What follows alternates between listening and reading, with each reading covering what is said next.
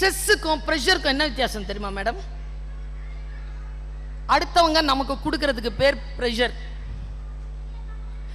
நமக்கே வர்றதுக்கு பேர் ஸ்ட்ரெஸ். சரியா? எனக்கு இல்லை, எனக்கே வருது அந்த ஸ்ட்ரெஸ்.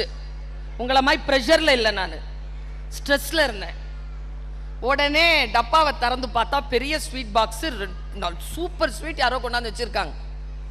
என்னுடைய மதுரை ஆஃபீஸ் என்னுடைய கெஸ்ட் ரூம்ல எடுத்து 2 சாப்பிட்டேன்.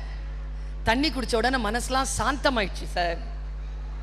படுத்து தூங்கிட்டேன்.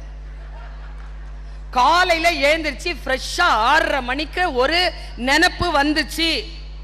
அதை தான் உங்க வீட்டுக்காரமா உங்ககிட்ட சொன்னாங்க.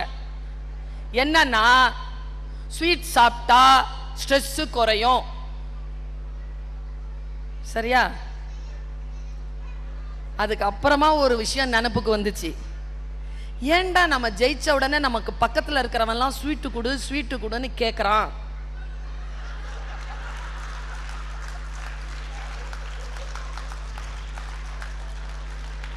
நம்ம ஜெயிச்சா சுத்தி இருக்கிறவங்க ஸ்ட்ரெஸ் ஆயிடுறாங்க சார். புரியுதா? நான் கடைசியா அந்த ஸ்டேட்மெண்ட்டை முடிச்சிருப்பேன். என்ன தெரியுமா? ஜெயிச்சிட்டீங்கன்னு வச்சுக்கோங்க, அடுத்தவங்களுக்கு ஸ்வீட் கொடுங்க.